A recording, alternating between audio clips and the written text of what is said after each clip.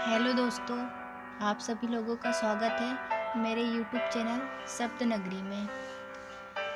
कल मैं आप लोगों के समक्ष नन्ही कुमुद का भाग 3 लेकर आई थी और आज भाग 4 स्टार्ट करते हैं। काफ़ी दिनों बाद दान पेटी से अबीर लगा एक खत प्राप्त हुआ, जिसके अंदर एक और खत था। पहला खत खोलने पर पंडित जी ने देखा, उस खत पर लिखा था, यह खत सिर्फ विशेष रूप से रामदास प्रमुख को दिया जाए, अति विशिष्ट और गोपनीय। धन्यवाद पंडित जी। इतने कम शब्दों में भीतरी पत्र को रामदास तक पहुंचाने की गुजारिश कहे या अनुग्रह। पंडित जी समझ न पाए, क्योंकि कोई भी पत्र पंडित जी और रामदास दोनों की उपस्थिति में पढ़ा जाता था और पढ़कर सुनाने का काम गुट के किसी सदस्य का होता था। बिना किसी लाक लपेट के जैसा लिखा वैसा सटीक पढ़ने वाला भी तुरंत चयनित किया जाता था, क्योंकि कहने को तो सभी डाकू थे, लेकिन ग्रुप में सभी पढ़े लिखे योद्धा थे। यह नियम स्वयं रामदास का बना हुआ था। इसलिए पंडित जी ने रामदास को पत्र की बात संकोच के साथ बताई और ऊपरी पत्र पर लिखा हुआ संदेश भी बताया, लेकिन नियम तो नियम है। रामदास ने यह कहकर टाल दिया, शाम बावड़ी पर देखेंगे दादा, पत्र कोई भी हो बांटे नहीं जा सकते, सबके लिए नियम एक से रहेंगे, जो लिखा होगा देखेंगे। लेकिन पंडित जी ना जाने क्यों अबीर की चमक और सुगंध से भली भांति परिचित लग रहे थे।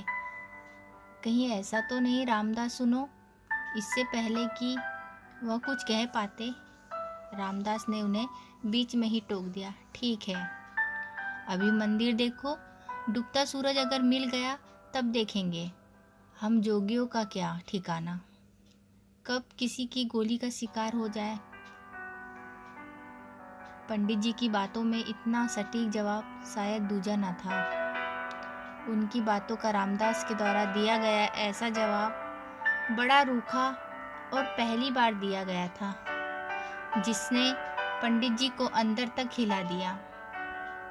लेकिन साथ ही साथ इस बात से भी आश्वासन करा दिया कि रामदास भाप गया है कि पत्र लिखने वाला कौन होगा। शाम तक दर्शन का दौर चलता रहा मंदिर में। संध्या भजन के पश्चात सभी रास्ते बंद कर दिए गए और पहरेदारों ने आसपास के गांव के साथ पूरी पहाड़ी को अपने कब्जे में ले लिया और बिगुल के साथ मंदिर की सभा समाप्त हुई और मंदिर के पट बंद कर दिए गए।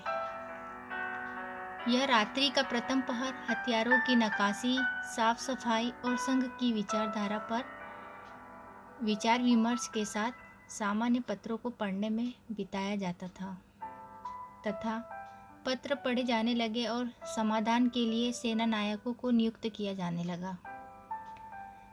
सभी ने अपनी अपनी जिम्मेदारियों के साथ पत्र पर लिखित समस्या का समाधान का बीड़ा उठाया। अति विशिष्ट पत्र जिस पर सिर्फ रामदास के लिए लिखा होता था, या यूं कहे कि मध्य रात्रि में सिर्फ मुख्य सेनानायक और पंडित जी की उपस्थिति में ही पढ़े जाते थे। इन सभी खतों को पंडित जी पूर्व में पढ़ चुके होते थे और उसी हिसाब से उसे विशेष पत्रों में रखा जाता था।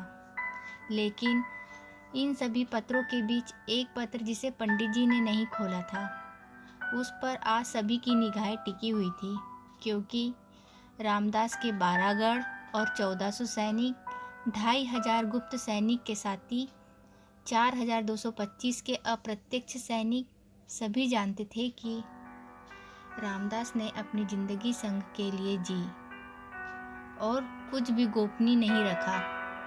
फिर आखिर एक खत का ना खोला जाना अत्यंत कौतूहल का विषय था। आखिरकार उस पत्र की बारी आ ही गई जिस पर सभी की निगाहें टिकी हुई थी। पत्र पर चूंकि अबीर लगा हुआ था, इसलिए जैसे ही उसे खोला गया, टिमटिमाते हुए दीपक के आसपास अजीब सी चमक बिखेर गई। ऐसा लगा जैसे एक चंद्रमा के उदय होते ही अनेकों तारे निकल आते हैं, क्योंकि पत्र रामदास के लिए लिखा था। इसलिए पंडित जी ने खत को रामदास के सामने पेश किया। हर खत को रामदास तक पहुंचाने के लिए पंडित जी, फिर हथियार प्रमुख, फिर संघ विचारक और फिर गुप्त योगी के हाथ से गुजरना होता था। यह सुरक्षा व्यवस्था का एक रूप ही था। जैसे कि पंडित जी के हाथों से होते हुए पत्र गुप्त योगी के हाथों में गया। उन्होंने खत पर हाथ घुमाते हुए रुक गए। बोले, रामदास, इस पत्र में बिंदिया रखी गई है। गजब का अनुभव था। गुप्त योगी की आंखों में वह भी देख लेती थी जो लिफाफे के भीतर एक आयुर्वेद आचार्य के साथ ही साथ रामदास का प्रमुख सलाहकार भी था, लेकिन गजब की विलक्षण शक्ति वाला था। वे कहने लगे, रामदास, यह पत्र बड़ा ही भावपूर्ण श्रद्धा भाव के साथ लिखा गया है। ध्यान रखना, एक एक शब्द अपनी विशेषता के लिए हुए हैं। बड़ी ही जल्दबाजी में बहुत कम समय में बहुत कुछ लिखने की कोशिश की गई है, लेकिन जितना मेरा ज्ञान कहता है, इसे लिखने वाली भारी उम्मीद के साथ तुम्हारे पास आए हैं, और कोई भी निर्णय सोच समझ कर लेना। जितना मैं जानता हूँ और मेरी राय है कि यह पत्र अगर तुम अकेले में ही पढ़ो तो ज़्यादा अच्छा होगा। दोस्तों, इसके आगे का पार्ट मैं आप लोगों के लिए कल लेकर आऊँगी। आखिर वो पत्र में क्या लिखा था, ये जानने के लिए आप लोग बने रहे मेरी कहानी नन्ही कुमुद के साथ। धन्यवाद।